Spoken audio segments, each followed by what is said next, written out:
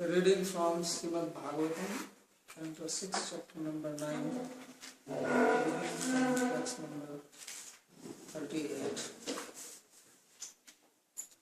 And these are prayers of Devas to Lord Vishnu. And we read in the previous verses where they describe that Lord, He has no contradiction in Him. He performs activities which seem contradictory. And in the last verse they said that He supports both who have proper understanding and those who do not have proper understanding. He gives support to everybody. So that is His greatness, that He tolerates everybody. So whether somebody is religious, impious, sinner, atheistic, theistic, does not matter. He gives support to everyone. But this does not mean that He does not want us to understand. So now in this particular verse he explains how He is existing in everything. Saevahi punaha sarva vastuni vastu swarupaha sarveshwara. So He is the person who is the essence of everything. If you try to understand any object properly, you cannot understand it without relating it with God. This is impossible. And this is the biggest problem which modern science is facing at present, because they have gone very deeply into the study of the matter, and they have come to a stage where they cannot go further down or deeper without taking God into picture. And the fact is because He is the Vastu Swarupa.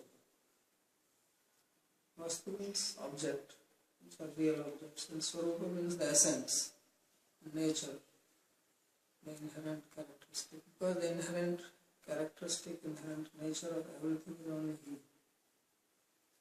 Nothing is independent of Him. So science can try to study the matter independent of God, and you can do it up to a certain extent, but it is not independent.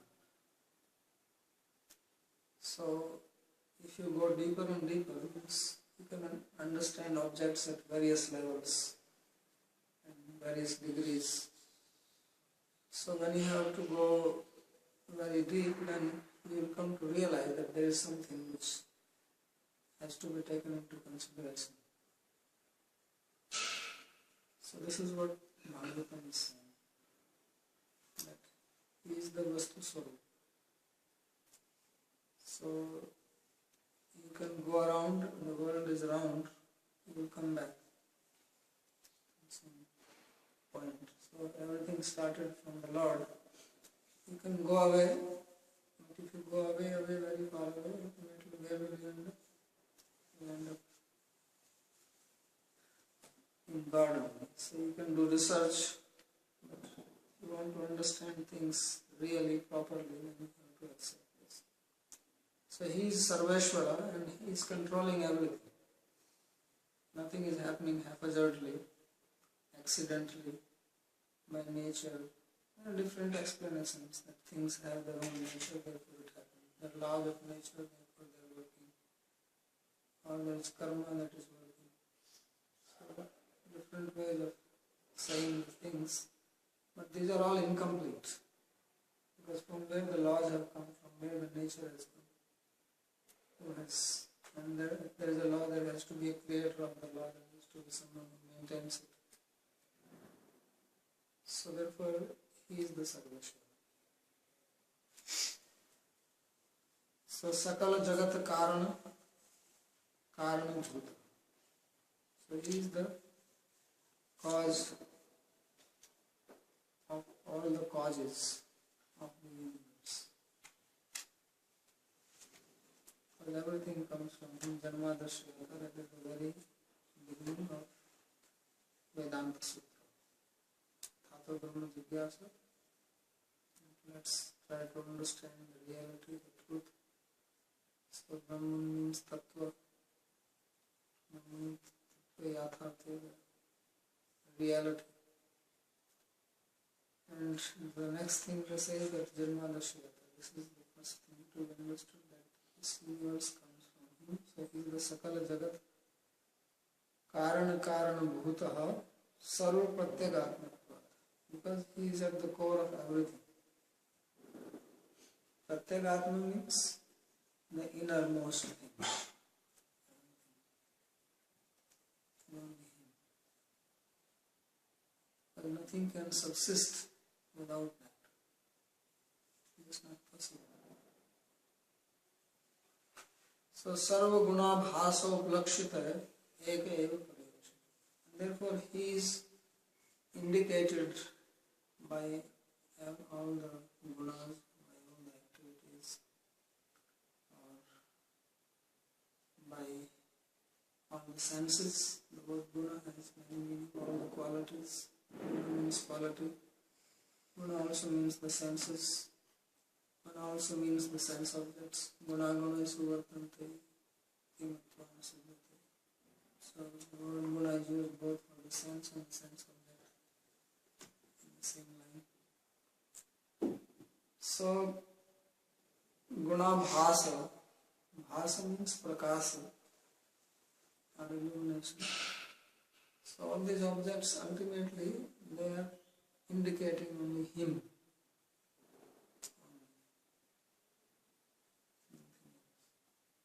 So that's why it is described in Bhagavatam later on that this universe is created by the Lord ultimately to understand him. We are trying to enjoy it. So matra artham cha bhavartham cha atmane kalpana. So we are trying to understand it and we are trying to enjoy, but the ultimate purpose is atmane kalpana, to know the Lord and become free from this bondage, from this suffering. So everybody wants that freedom from suffering. Everybody wants happiness, everybody wants pleasure, enjoyment. But we are trying it in the wrong way. And therefore we are not being successful. It's a simple fact. Nobody is successful. Everybody is failing.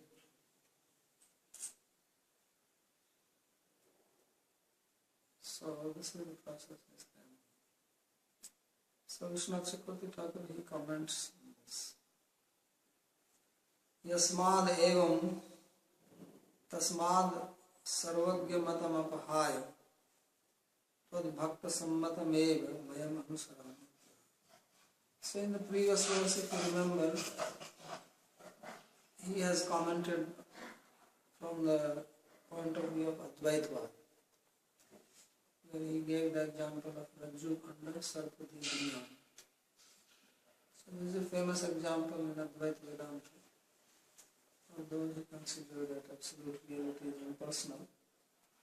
And the example is that you see the rope and snake in semi-darkness, like that world is not real. It is only an appearance, a virtue. So he says that is not a proper understanding, and therefore we give up that idea and we take the understanding of the devotees. What is their understanding about the world, about the universe, and that we explain. So this is the devotee's understanding. The impersonalists, they say that nothing is real. Everything is an illusion. And devotees devotees say that everything is real, it's not a illusion, because it is created by God. If God is real, how can He create something unreal? Why would He create? Why should He create a world which is illusory? If you have power, you do something real, isn't it? If you know how to sing, then you sing. If you know how to paint, you paint. If you know how to work in the garden, you work in the garden. Not that you create a garden which is not a garden. And just fooling people. So why would you do that? If you can create a real garden, why would you create something which is real? So therefore he is a real person, he has real powers, creates a real world. So this is the opinion of the devotee. This is what the devotees say.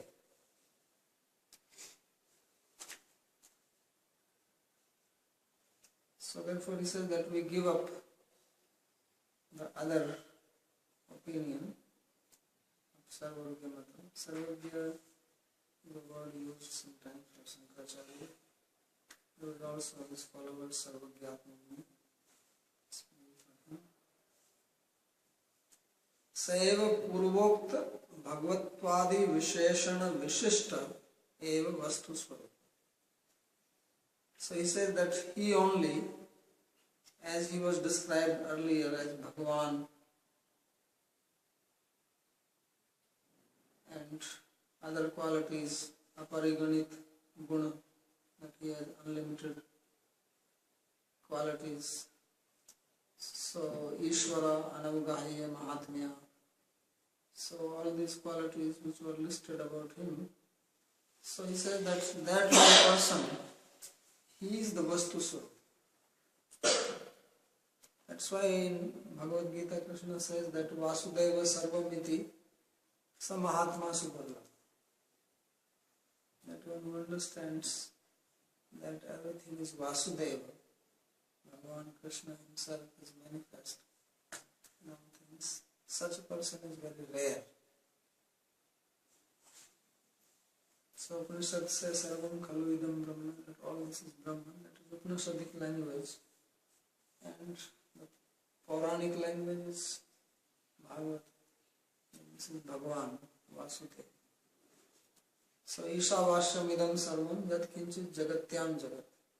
Everything is pervaded by Ishvara, Bhagavan. So that is the Vastu Swarupa, that is the essence of everything. That in every atom there is Bhagavan.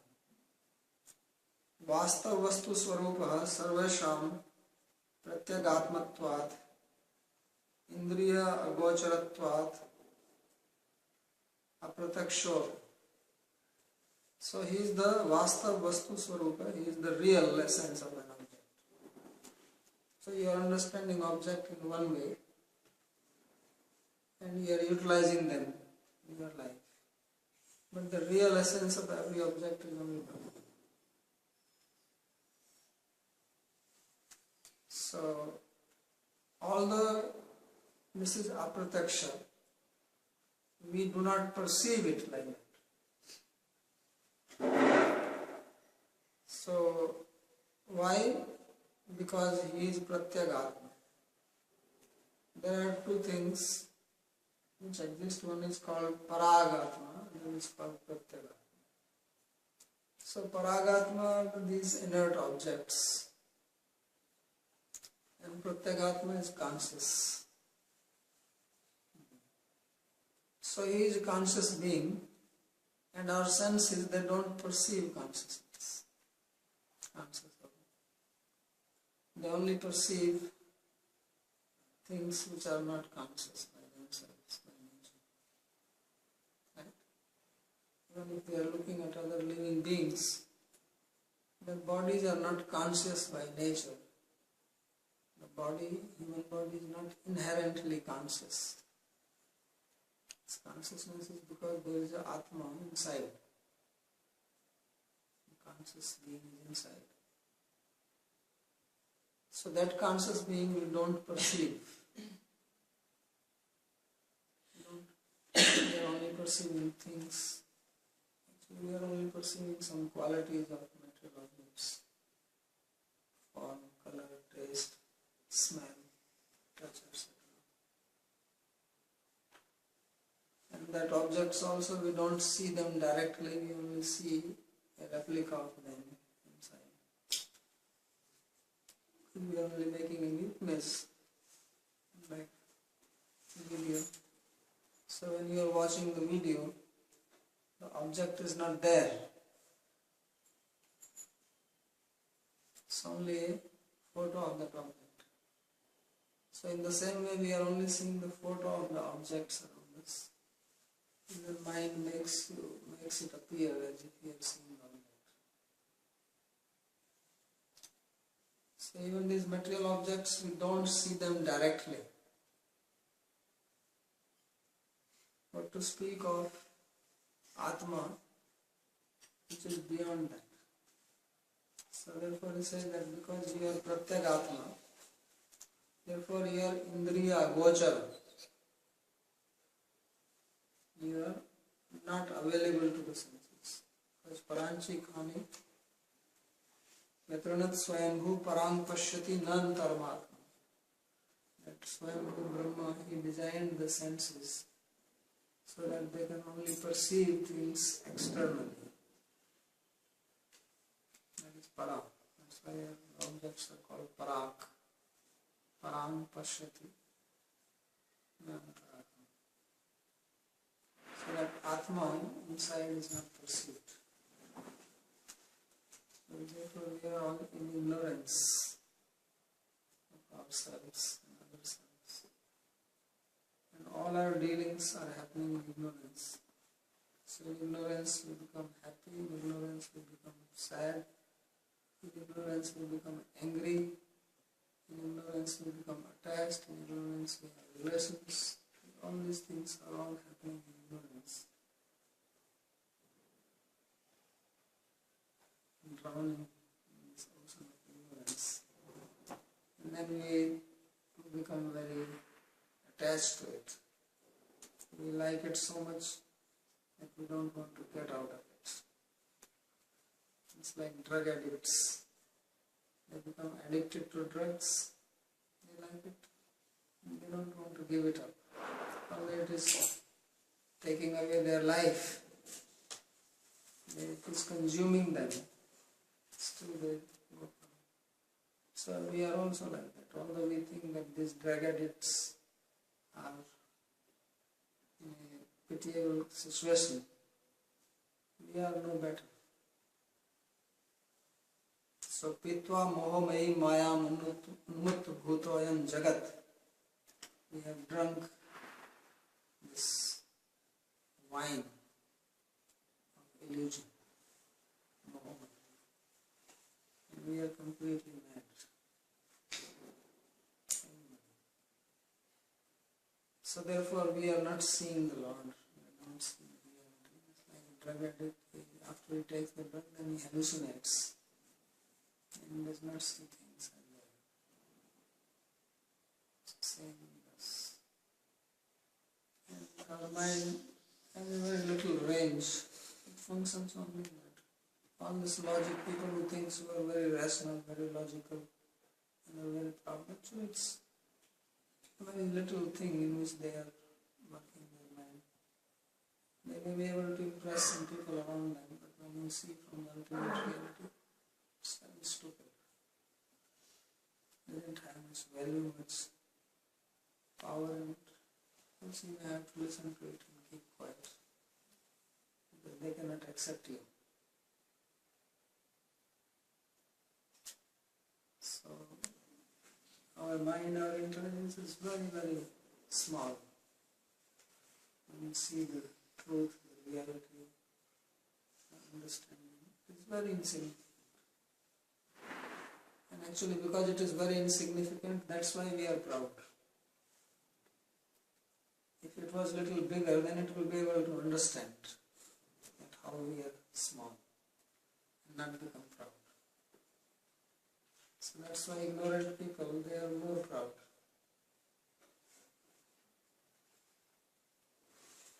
Because they don't have the ability to understand things. And more you learn, more humble you become. Even in science, those who are great scientists, they are humble. Those who are medium type, they are proud. They think of science is everything. But if you meet some real great scientists, they know that they know very little. They become humble because they see so many things which they cannot solve, or they get puzzled about those things. These things are not taught in the school. In the school we see all nice things, nice conclusions of science and technology, and therefore we think that science is very great. But when you go very deep in science, or you meet deep scientists, actually they have a lot of confusion about things. And they understand their own limitation. So, therefore, when you know more and more, then you realize how little you know. When you study Shastra, the more you study, more you realize that in the beginning you may learn few things and you start preaching to others, you start telling others, and you think I know a lot of things. Actually, when you start getting deeper and deeper, then you understand that you know very little. So vidya dadati vinayam, vinayati ati patrata. This knowledge makes you humble. So namanti falino vriksha, namanti gunino jana. It's like the trees who have fruits on it, the branches they come down. In the same way, those people who have good qualities, they are humble. And those who do not have knowledge, who are ignorant, they are compared to like a balance for weighing things. So if you take a balance and you have both sides on it, you put little thing this side, immediately it goes down. And the other one goes up. And you put on the other side, it goes down and goes up. So they are going up and down. Very little thing they happy, and with very little thing they become sad. Very little they go up and become puffed up. And another very small thing, they feel deflated.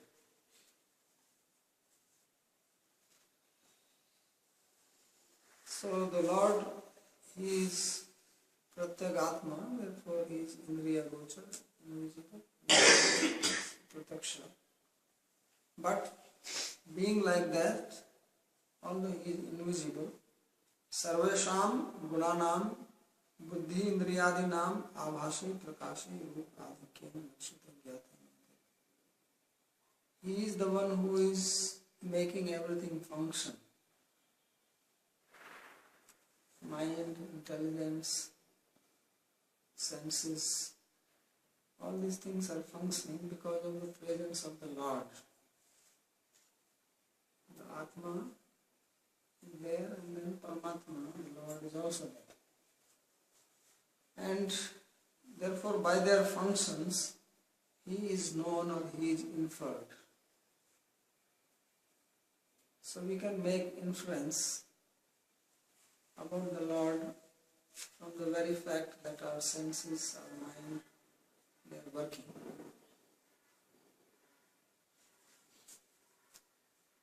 So for that He has said, Sarva gun bhaso prakshita eka eva paryavishita. So all these senses, they are indicating Him. This is one of the reasons that senses are called Indriya, because they indicate the Indra, the Lord. And Ek Eva Paryavishesha. So He is the only one who is remaining all around in everything. Yaduktam Gun Prakashair Anumiyate Bhavan. So this is described in the prayers of Devas to Mother Devaki. It's like here Devas are praying to Vishnu. And that in the 10th canto, there are prayers of the Devas to Mother Devaki when Krishna was in her womb. The 2nd chapter of 10th canto. So in their prayers, Devas are saying, Satyam nacheda dhata ridam nijam bhavet vijnana magyana bhidapa marjana guna prakashairan niyate bhavan yasya cha yena va guna. So they are saying that if you are this Vishuddha Sattva, Lord's body is made of Vishuddha Sattva. There are two types of Sattva. There is Sattva which is part of material nature, Sattva, Rajas, Tama, these three gunas. And then there is Sattva which is called Vishuddha Sattva, pure Sattva, which is constituting Lord's body. So our body is made of Prakriti, which consists of material Sattva. And Lord's body is made of transcendental Sattva. So his Sattva is different, and because of his Sattva, we can get knowledge about it. So he says, Sattvam nachet dhata ridam nijam. Nijam means your own. If your own Sattva does not exist, then we cannot get knowledge. So knowledge about the Lord is available only through his own Sattva. Like here in the material world, we get knowledge about objects through material Sattva. Sattvat samjayate jnanam, rajaso lobha evacha. So from Sattva comes knowledge, from Rajas comes greed, and from Tamas comes moha, delusion, confusion. So proper understanding of the objects here in the material world, it comes through Sattva. So therefore a person who is more in Sattva will have better knowledge. And that's why it is prescribed to have food which is sattvic in nature and not have food which is tamasic in nature. Because food which is in tamasic in nature will create more tamas in your mind, and then you will not understand things properly. But to understand the Supreme Lord, we need transcendental Sattva. Therefore Krishna says, Bhaktiya mama vijanati yavan yaschasmi tattvata, that I am known only through bhakti, not otherwise. So bhakti is also his own Sattva, his transcendental Sattva, his inner potency. So therefore the Devas are saying, Satyam na cheda dhata ridam nijam bhaved vijnanam ajnana vidapa marjana. That without that we will not have vijnana, understanding and experience which removes that jnana. And how do we understand here now in the conditioned state? He says that Guna Prakasaya Anmiyate Bhavan, that through Guna Prakasha, through the working of our senses, we can only make an inference about it and not know you exactly. So just to make an inference means, as I was explaining yesterday, that in case of inference, you know one thing and then you infer something which is not within your experience. Like you hear the sound and then you hear the sound, somebody is coughing, so you know that there is some human being there. So you are not seeing that human being, you only hear the sound of coughing. But from that you make an inference, because without human being there is no coughing. So like that, we have our intelligence functioning, right? Everybody has intelligence? So now this intelligence is functioning, and you are all intelligent people. So try to understand. Make use of your intelligence now. So intelligence is material, right? Because this body is material. Everything in this body is material. Mind is also material. People think that mind is conscious, therefore it is spiritual. Mind is also material. Intelligence is also material. So if intelligence is material, then it cannot illuminate anything. There are two types of objects. There are objects which are called self-luminous, and there are objects which are other luminous. So self-luminous objects are those which you don't need another light to see them. It's like if you have a light bulb. So to see the light bulb, you don't need another light bulb, right? So this light bulb illuminates other objects and also itself. But if you have this table, chair, etc. here, these are other luminous, because to see them, you need light.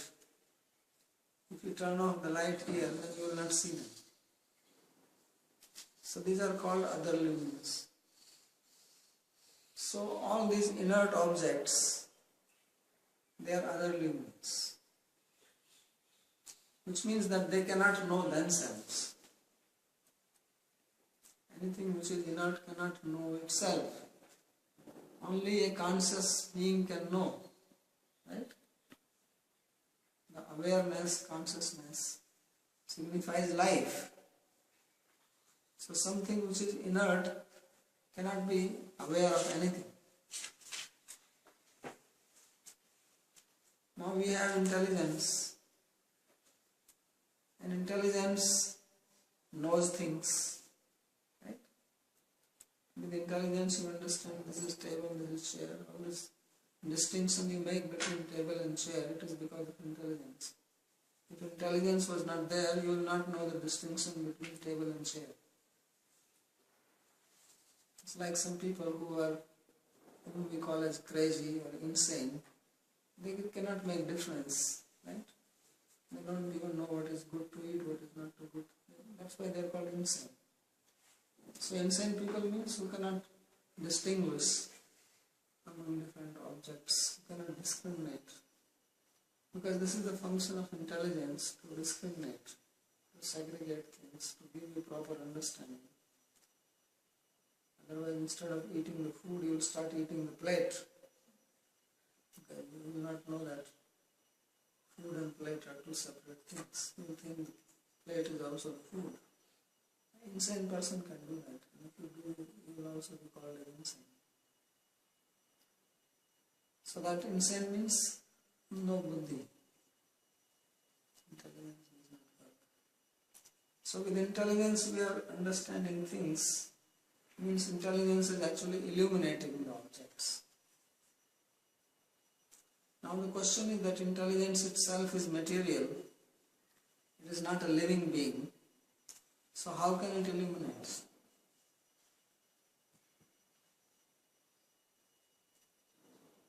Right? Unless of course you say that intelligence is a living being. Then there will be two living beings inside you. Because you say my intelligence. So that means you and then intelligence, and both are living. Then intelligence will start saying my Atma. So you will be confused. No, intelligence, as we know, when a person dies, then all the apparatus is there, but nothing is working. So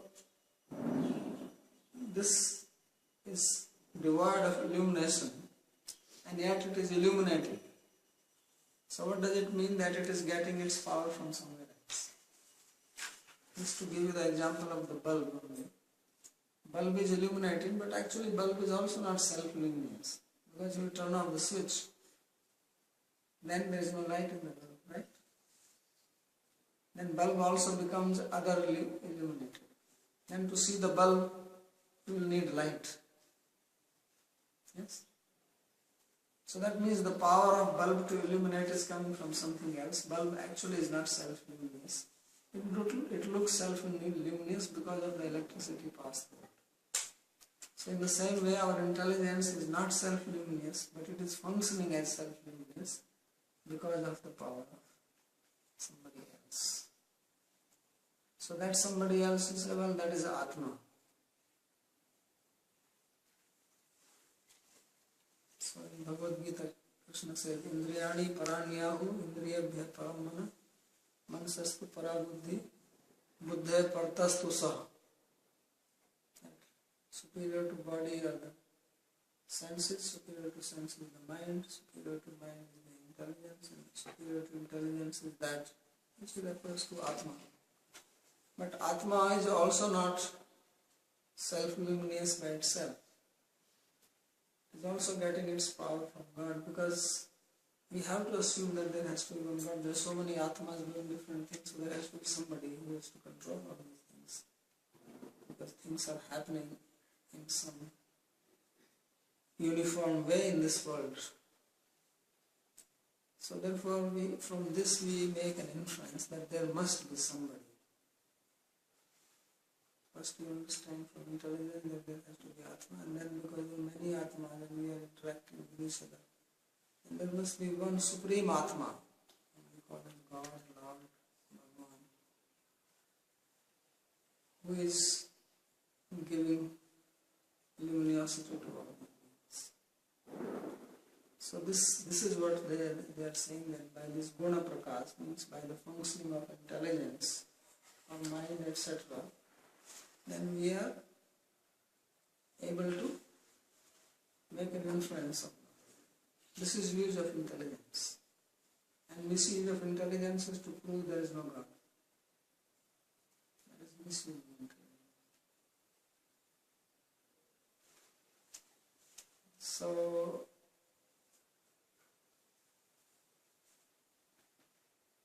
yasya yena va guna sav. This is Anuman inference. Yad uttam guna prakasi anuviyate bhavanti paryavasheshita maya mayik vastu matra nishedena neti neti ityadi shruti bhivati. So paryavashita means you only remain. That ultimately when you try to understand and go deeply, then you say that only Lord will remain.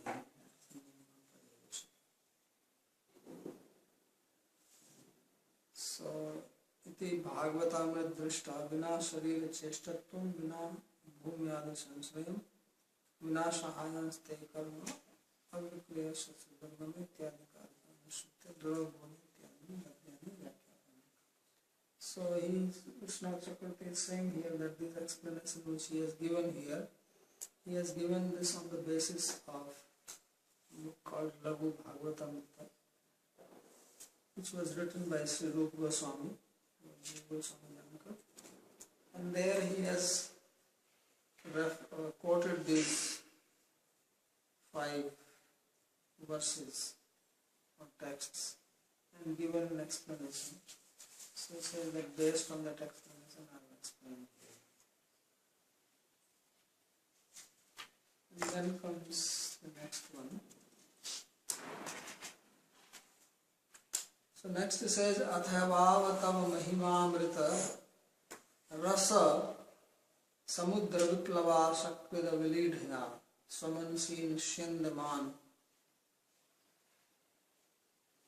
avarata sukhena vismarita drishta shruta vishaya shokha lesa bhasa param bhagavata ekantino bhagavati sarva bhuta priya hridhi sarvatmani nitram yantram nivritta manasa katham ave va ete madhumatne punah swartha pashlahi atma priya hridha sadhvasta chanam bhuja anusevam visrijanti netra punarayam samsar paryavat. So it's a very long sentence, but the essence of the sentence is this, that those people who are very expert in knowing what is good for me and what is not good for me, they are called called here as Swartha Kusala. Usually somebody is very materialistic person, doesn't want to help others, we say that this person is very selfish. Right? But he is using the same word, Swartha, means selfishness.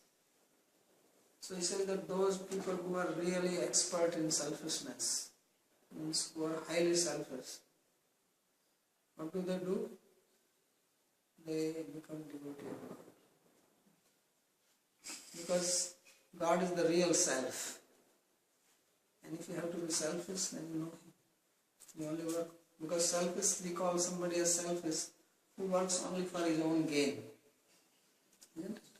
Doesn't want to help others, who is not generous, and who may even cheat and trick others for his own benefit. So this person is very, very selfish. So he says that the real selfish people are the devotees, because they understand that the real self is Bhagavan, and therefore they work only for Bhagavan. So they are called Swartha Kusala, means those who have understood really what is selfishness. So when we call people selfish here in the material world, by self we mean the physical body. So they are working only for their physical body, which you have to leave here at the time of death. Then you will go to another body. So you are working for it, just like you go to a hotel room and you stay in a hotel for a month, suppose.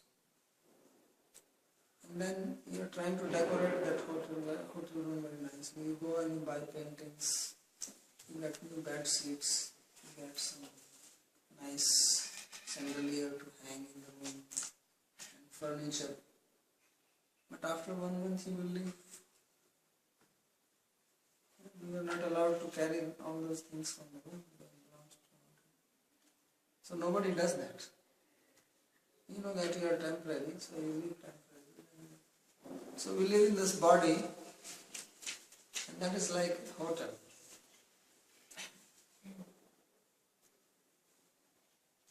And then one day we leave. Once there was a very great king. He was ruling, and one sadhu visited him, one holy man. So when he visited the holy man, he went directly into his bedroom. Because he was a sadhu, nobody stopped him. And he went and he lay down on his bed. So after some time, the king got a news that one sadhu has entered his bed. No one really dares to go there. So king was very curious and also upset. So he came, and when he entered, and he saw this sadhu lying very just relaxed. So he says, he was very angry. He says, "How dare you lie down on my bed?" So sadhu looked at him. He says, "What?" He says, "How dare you sleep on my bed?" He said, "What your bed? This is a hotel." And anybody can come and live in a hotel. So now king became even more angry. He says, "What do you mean this is a hotel? This is a palace, this is my palace." So he says, "What? Your palace?" So he says, "How long have you been living in this?" So he said, "I've been living here for the last 10 years. And then he said, "Where is your father?" So he said, "My father is dead." "And your grandfather?" "He is also dead." "And he was also living here before that?" He said, "Yes." "And your great grandfather?" He said, "They are all dead." So he says, they came and they lived and then they left. Right? He says, "They have gone. You will also go. So why is it your palace? It's a hotel room. Everybody comes, lives here for some time and then leaves. I will think it is your palace if you live here permanently. So I am also here, I will go. Why are you getting angry?" So then the king, he understood that he is some great sage trying to teach me some lesson. So he worshipped him. So like that, our body is just a hotel room which has been given to us, and one day we have to leave it. We are not living here permanently. So you take care of it, but don't get completely absorbed in it. So therefore, those who are swarth kusla, those who are real selfish, they care for the self, not just for the body. And those who are in ignorance, they think that this is my body, this is me actually. And they only worry about the body and nothing about the Atma inside. So for that he is saying that those who are swarth kusla, really very kusala means expert. So what do they do? Say atha vavata. It says wow. You hear this word wow? In English, in Sanskrit also we have it. So tava mahimamrita rasa samudra viprusha sakrida avlina. So he says that there is an ocean of nectar of your glory, and they have tasted once. Avlina, they have like stuck their tongue once and got one drop of it. So then they don't forget it. So Swamansi Vishyandamana Anavarata Sukhi. Then in their heart there is a continuous flow of happiness. People are looking for happiness, they work very hard and they hardly get some happiness. Mostly they are frustrated. But if you become a devotee of Krishna and you taste this happiness, then it will never come to an end. Anavarata. This is guaranteed. So anavarata sukha rasen. Anavarata sukhen. Vismarita drishta sut vishaya sukha lesha. Then they completely forget about the material pleasures. Because when you get some high taste, some nice thing to eat, then why you eat some rotten food? And if you have a nice first class hot meal, why would you eat some dry, stale, putrid dish, cold? So these material pleasures which people are running after, there is actually nothing much in them once you have this higher experience. Then you lose taste in it. So people generally think that you have to renounce things.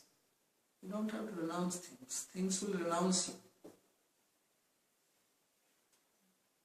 So viraktir indriyarthanam syad arochak tasma. The renunciation or vairagya does not mean giving up things. Renunciation means things gives you up. You don't like it anymore. It's like some people may be smoking or drinking before, now they don't smoke or drink. It does not mean that they are working very hard, controlling their mind not to drink. No, they have developed a hard taste. They don't like to drink anymore or smoke. The very smoke which gave them some happiness, now it disturbs them. They are not interested in it. So it's not that they are renouncing. They are cigarette renouncing. There was one man, he was visiting a sadhu, so he went and he touched his feet, and in India it's a custom, he paid obeisances. So sadhu, he touched his feet. So this man was very surprised. This sadhu, why is he touching my feet? So he asked him, Maharaj, why are you touching my feet? So sadhu asked him, why did you touch my feet? He said, oh, because you are a great tyagi, great sannyasi. You are a very renounced person. You are a tyagi. So he said, that's why I am touching your feet. I am a tyagi and you are a mahatyagi. I am only renounced, you are maha-renounced. You are highly renounced. So the man will not understand. He says, why you call me renounced? I have my family, I have my house, and you have given up your family, house, everything. You are Vairagi. So he said, no, you are more renounced. I have only given up my house, but I have the Lord with me. And you have renounced Bhagavan. So you are a Mahatyagi, therefore I am touching your feet. So therefore he is saying that these devotees, they give up all this. Vishya Sukla Sabhas. He is actually using a very nice word. That this so-called happiness, Vishaya Sukh means happiness which comes from sense objects. So there are two words he is using. One is using lesha. Lesha means very little. Like sometimes you pass by some shop and you get a fragrance of the food. So it's not that you are actually eating the food, you are just getting a little fragrance. So like that you say that the people who are thinking they are getting happiness, they are not getting happiness, they are only getting like a smell of it. And then abhasa means that that smell is also not real. It's like you have some flowers and the flowers are made of plastic. So the plastic flowers don't have smell, but the shopkeeper, he sprinkles some perfume on them. So you get that smell. So you think that you are getting the smell of the flower, but that is also not the smell of the flower, it's only the smell of the perfume. So like that he is saying that the happiness in the material world, first of all what you get is very petty. It's very insignificant. And then secondly, it is also not real. It's only an imagination that you are happy.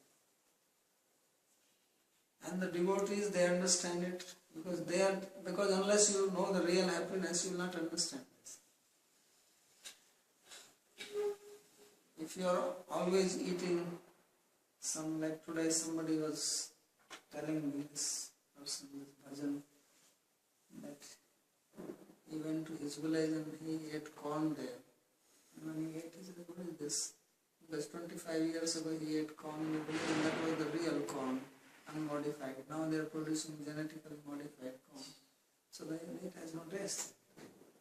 So he says, what is this? And he asked, why it is tasting like this? He says, oh, now we have a very nice corn. People are happy about it. He says, but it doesn't taste like that. So why these people are happy? Because they have not tasted the real corn. They are born with this genetically modified and they think this is nice. But if you have actually a taste of the real corn, then you will know that this is useless. So unless you get the taste of devotion, then you think this is happiness. But once you will have this taste, you will have no interest in it. This is genetically modified happiness. Nothing in it. So this is what he is saying, that there sakvid avalidhaya somanasi nispandamana avarata sukhena vismarit drishta sutta vishaya sukhale samasa. All this, whatever you have experienced or what you have heard, many times we hear, oh, when you go there, this is so wonderful. Other people come and talk. When they went, they didn't experience much. But talk is always exaggerated. And then they will show you a photograph and how they were happy there. Although when they were there, they may be quarreling with each other. But when it comes to photograph, everybody says, okay, now say cheese. So they are not smiling all the time. Otherwise they may be in distressful situation, but at that time everybody smiles. And you see this photo and nice background, so you think, wow, this is really wonderful. So this is all exaggeration. That's how all this talk about heaven is like that. When you go there, it's not so wonderful here. We are hearing all these devatas, right? They are in the heaven, they are in big trouble. They are praying, please. All this big talk they are giving because they are in trouble, and then we'll say, please God help us. So this is the situation. So Param Bhagavata Ekantino Bhagavati Sarvabhut. So these devotees are like this. So we'll stop here. will explain what is the mood of the devotees.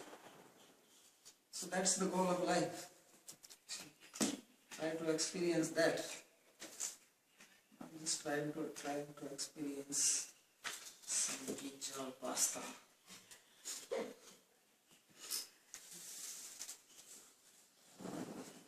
Okay, any question?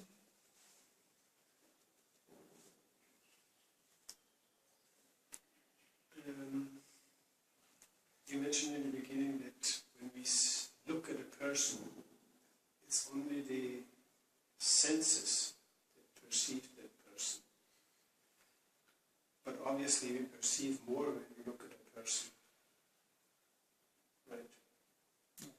We perceive a living entity. Right. So what is actually then the dynamics or the process of perception? Who perceives? Is it just a mental perception, an intellectual, or is it actually the Atma? So now this question I leave as a homework for all of you. So tonight you think on it. And tomorrow you give me your answer, then we'll discuss. This is a very interesting question. Who is perceiving? And you will understand it better when you will think yourself. Otherwise I answer and then you will lose it. Because this is a question which is worth deliberating upon. Who actually perceives? So when you see something, when you look at me, who is actually looking? Is it the eye, is it the mind, is it the intelligence, is it the brain, or is it someone else? Who says, I see? Where is this I? I give this question, you heard it in the thing in Poland, that I eat cake. So right, if you make a sentence, I eat cake, so you know what is a cake. And you know what it means, eating. Put it in your mouth, chew it, it goes down. So where is the I? Which part of your body is actually I, which says I eat it. So it's the mouth which is eating. So is the mouth I?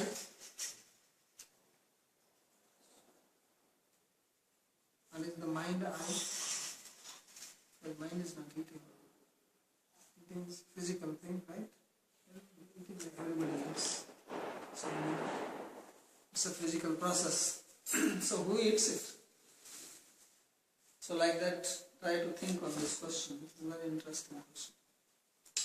Can I ask another question, or is this? Yes.